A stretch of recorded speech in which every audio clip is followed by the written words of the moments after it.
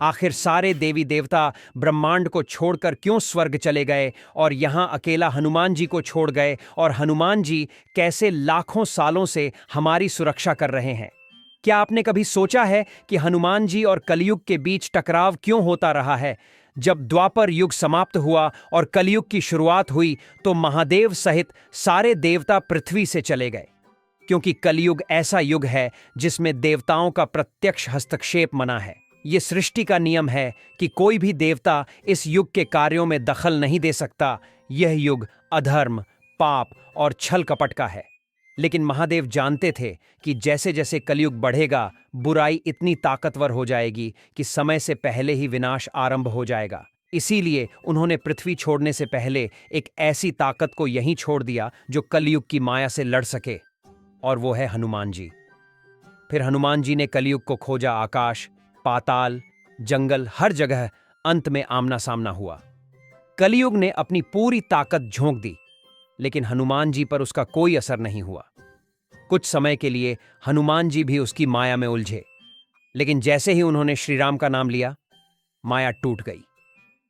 हनुमान जी ने कलयुग को धराशायी कर दिया, लेकिन वो उसे मार नहीं सके, क्योंकि वह एक युग है जिसे समय से पहले समाप्त नहीं किया जा सकता।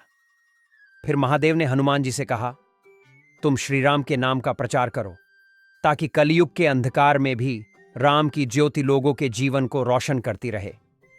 फिर हनुमान जी अलग अलग रूपों में पृथ्वी पर रहने लगे, कभी साधु बनकर, कभी बुजुर्ग बनकर, कभी राह चलते आम आदमी बनकर वो राम नाम का प्रचार करते गए। धीरे धीरे हर जगह श्री राम और हनुमान जी के मंदिर बनने लगे, लेकिन हनुमान जी दुखी हो गए क्योंकि लोग उन्हें भगवान मानने लगे थे, पर वो तो खुद को सिर्फ राम का सेवक मानते थे। यही सब देखकर कलयुग, जिसे कली पुरुष भी कहते हैं, भड़क उठा। उसे नहीं मंजूर था कि कोई उसकी सत्ता को चुनौती दे। कली पुरुष ने मंदिरों के आसपास पाप फैलाना शुरू किया, शराब, जुआ, हिंसा, लालच। लेकिन श्रीराम का नाम जहां होता है वहां पाप टिक नहीं सकता, तो उसने इंसानों के मन को जहर से भरना शुरू किया। लोगों को मंदिरों और साधु संतों से घृणा होने लगी। फिर इतिहास में वो काला अध्याय आया जब मुगलों ने भारत पर आक्रमण किया। हजारों मंदिर तोड़े गए। काशी, मथुरा, अयोध्या, किसी को नहीं बख्शा गया। सिर्फ मंदिर नहीं, साधु संतों की हत्याएं की गई मंदिरों को मस्जिदों में बदला गया। इसके बाद नालंदा विश्वविद्यालय को जलाया गया, जहां लाखों करोड़ों किताबें थीं। इतिहास, खगोल, गणित, आयुर्वेद, वेद, सब कुछ था। 7 महीने तक जलता रहा वो ज्ञान का भंडार। लेकिन क्यों? क्योंकि कलयुग चाहता था कि ज्ञान मिट जाए, लोग मूर्ख बने, अंधकार में रहे। इसके बाद अंग्रेजों का शासन आया। फूट डालो और राज करो की नीति चली। हिंदू मुस्लिम के बीच ऐसी दरार डाली गई जिसका जहर आज भी समाज में दिखता है। लेकिन जब जब अधर्म बढ़ा, हनुमान जी कहीं न कहीं प्रकट हुए, कभी अज्ञात रूप में, कभी चमत्कार के रूप में। विश्व युद्धों के समय जब पूरी दुनिया विनाश के कगार पर थी, तब भी हनुमान जी ने विनाश को रोका।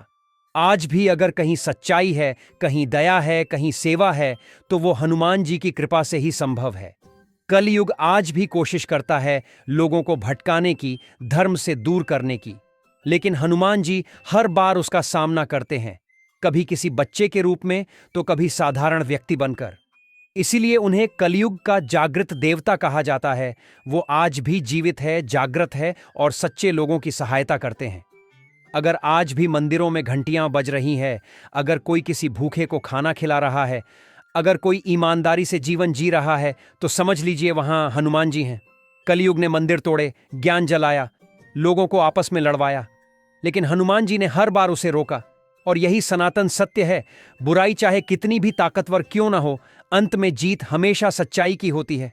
यदि आपको भी लगता है हनुमान जी आपकी सुरक्षा हमेशा करते हैं, तो कमेंट में जय बजरंगबली बोलकर इस सनातनी चैनल को जरूर सब्सक्राइब करें।